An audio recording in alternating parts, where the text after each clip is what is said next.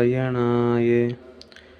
कुछ नए लोगों को ऐसा महसूस होता है कि जो जो अध्यात्म ज्ञान में आगे बढ़ते हैं, साधना करते हैं, त्यों त्यों भीतर घबराहट होती है, चित्त विक्षिप्त सा बनता है। ऐसा होने का सही कारण अध्यात्म साधना नहीं, बल्कि पहले का असंयमी जीवन जिया था, इसलिए यम नियमों का किया हुआ उल्लंघन है। पहले यम नियम आपने पाले नहीं, अपने मनमानी से जिए, इसलिए अब वो साधना करते हैं तो मन में घबराहट सी रहती है।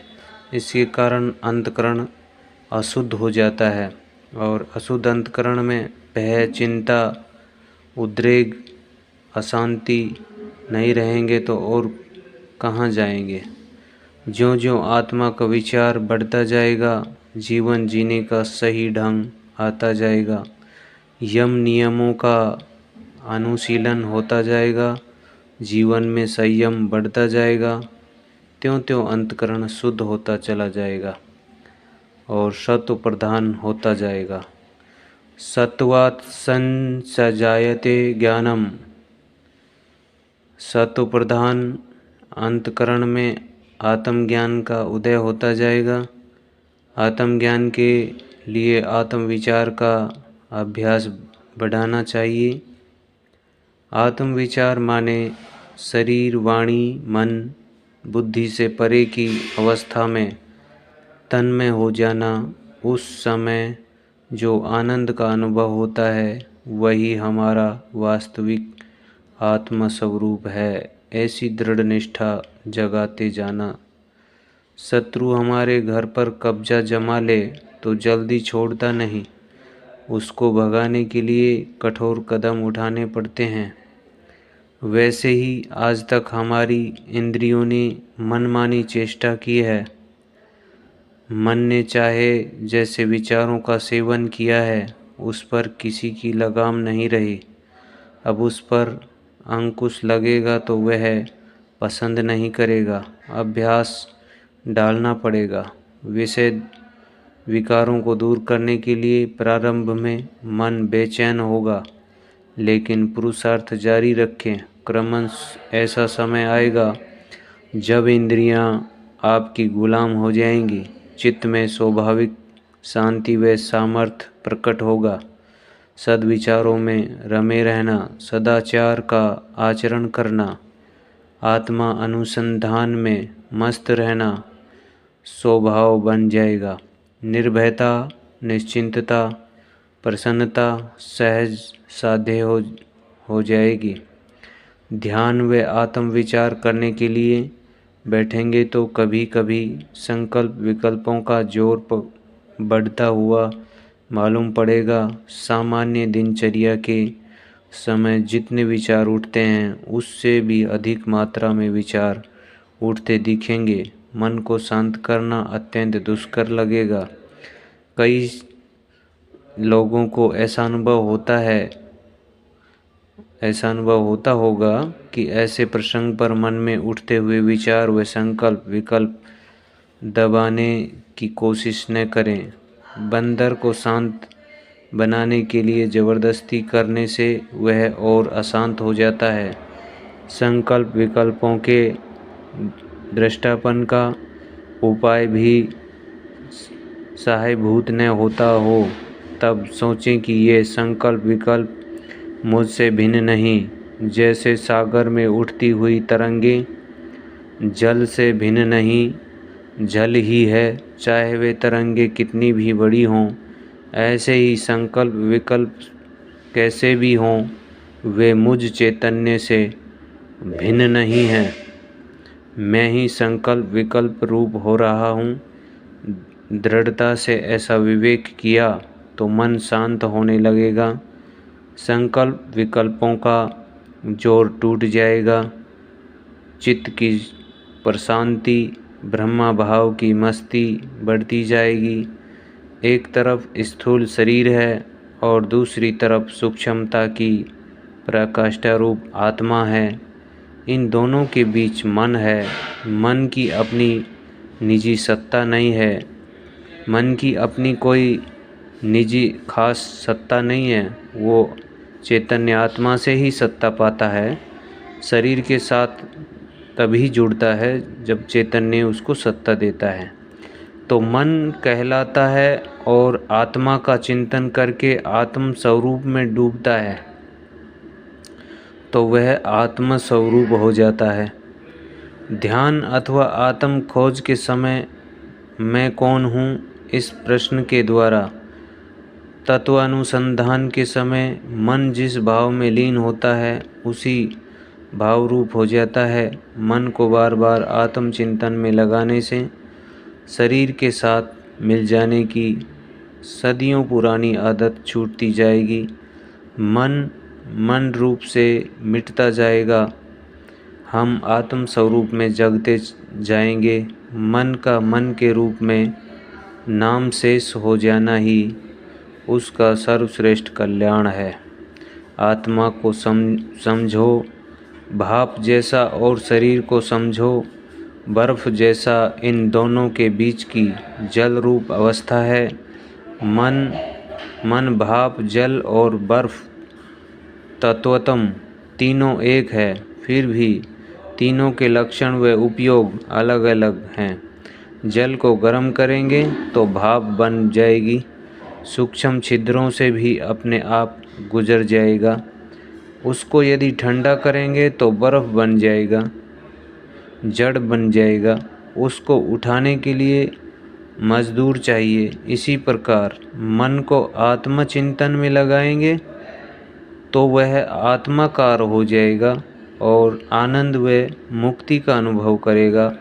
मन को शरीर के साथ अगर जोड़ेंगे कि मैं शरीर हूँ, ऐसी सदियों पुरानी भ्रांति और ये कल्पना को पुष्टि देंगे तो वह शरीर रूप भासेगा, शरीर के संबंधों को सत्य मानेगा और दुखों की गहन खाई में गिरेगा। जन्म से ही मन को शरीर के साथ मिल जाने की आदत है। अभ्यास के बल से मन जब आत्मचिंतन करके आत्माकार होने लगेगा तब शरीर के साथ मिल जाने में उसे संकोच होगा। ऐसा संकोच होना ही वैराग्य है। छोटी से छोटी गलती की ओर भी लापरवाह न रहो। अपनी गलती की ओर लापरवाह रहना यह तमोगुण का चिन्ह है।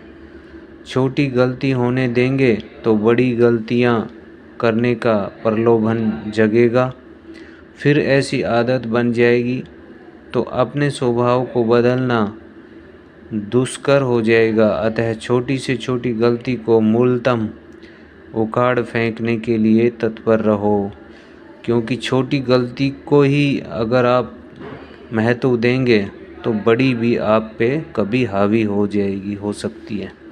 सब लोग शक्ति पूजक है। जब तक लोग हमें शारीरिक, मानसिक व आध्यात्मिक किसी प्रकार की शक्ति को देखेंगे, उसके उपयोग से लाभ पाएंगे, तब तक हमारी हस्ती को मानेंगे, आदर मान देंगे। हम में जब ये शक्तियाँ नहीं रहेगी, हम लोकोपयोगी नहीं रहेंगे, तब लोग हमारी ओर निगाह तक नहीं डालेंगे। व्यवहार जगत में ऐसे कई उदाहरण देख सकते हैं। अतः सावधान। शारीरिक व मानसिक शक्तियों से परे, प्राकृतिक क्षेत्र से परे अपने आत्म स्वरूप में जगने का अभ्यास कर लो। स्वाधीन अंतःकरण वाले बनकर सब पराधीनताओं से पार हो जाओ। मन कभी पूर्ण शांत होने वाला नहीं है। मन ही जगत है। जगत के रहते हुए जगत के पदार्थों से, जगत की परिस्थितियों से शांति मिलने वाली नहीं है। हम स्वयं शांति स्वरूप आत्मा ही हैं। यह बोध, यह पहचान होने मात्र से शांति प्राप्त हो ही जाएगी। जब तक यह बोध नहीं होता तब तक शांति पाने के लिए मन की चेष्टाएं पूर्णतः सफल नहीं होगी। चारों ओर पूर्ण अशांति हो, मन विहल बन गया हो, अंधकार ही अंधकार का साम्राज्य दिखता हो, तब भी आप तो अनंत तत्व रूप शांति रूप ही हो। ऐसा आत्मबोध ही सच्ची व अखंड शांति देता है। जब मन न था, आप नहीं थे, जगत नहीं था, तब जो तत्व था, अस्तित्व था, उसे ईश्वर कहो, परमात्मा कहो, चाहे ब्रह्मा कहो, उसी में से हमारी आपकी वे पूरे विश्व की उत्पत्ति हुई है। उस परमात्मा में अपना मन लीन होने देने से बोध होता है कि हम ही वह निर्मल अस्तित्व हैं और पूरा विश्व हमारा मनोव्यापार मात्र कल्पना मात्र है। जैसे एक महासागर है, वह स्थिर है, शांत है, गंभीर है, उसमें एक तरंग उठी, दूसरी उठी, तीसरी उठी, ऐसी अनंत अनंत तरंगे उठी और लीन हो गई, फिर से उठी और लीन हो गई। महासागर का कुछ बना नहीं और कुछ बिगड़ा नहीं, वह ज्यों का त्यों है। उसी प्रकार में आप वह सब एक ही चैतन्य रूपी महासागर की तरंगे हैं। कोई तरंग बड़ी है, कोई छोटी है, लेकिन है सब तरंगे जल रूप ही है। जल के अतिरिक्त और कुछ भी नहीं है। तरंगों को बोध हो जाए कि मैं तरंग अपने को जान ले कि मैं जल रूप ही हूँ, तो यही उसकी मुक्ति है। वैसे ही चैतन्य समुद्र में तरंगों के समान बने हुए जीव को अगर पहचान हो जाए कि मैं चैतन्य ही हूँ, तो यही उसकी मुक्ति है। तरंग है जीव भाव, समुद्र है ईश्वर भाव और जल है ब्रह्मा भाव। जल ही तरंग व समुद्र बना है। तरंग छोटी हो चाहे बड़ी, वह जल ही है, उसे जल बनना नहीं है। ऐसी ही जीव कैसा भी हो, वह ब्रह्म रूप ही है। ब्रह्मा बनने का अभ्यास नहीं करना है, केवल जानना है अपने ब्रह्म तत्व को।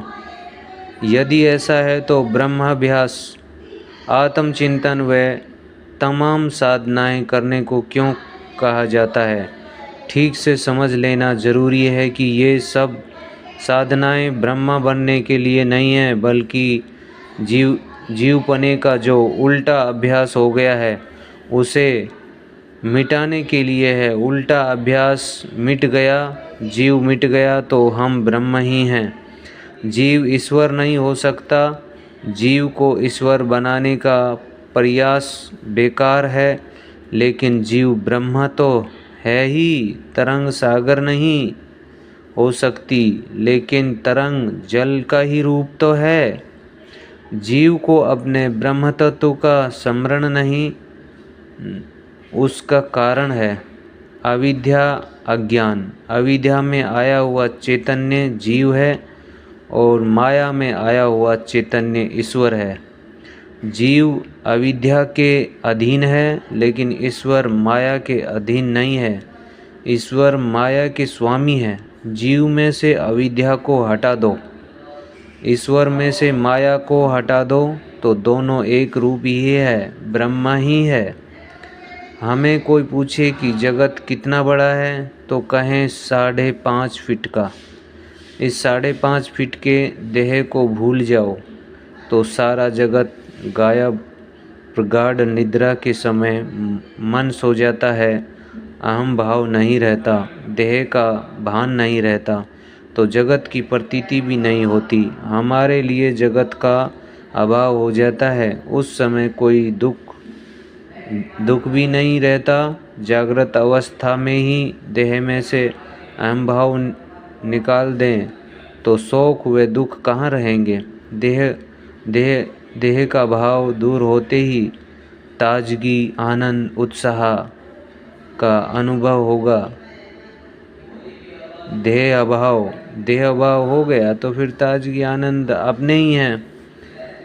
फिर आत्मा का स्वभाव है देह भाव हटाने के लिए मैं आत्मा हूँ, यह भाव लाना है।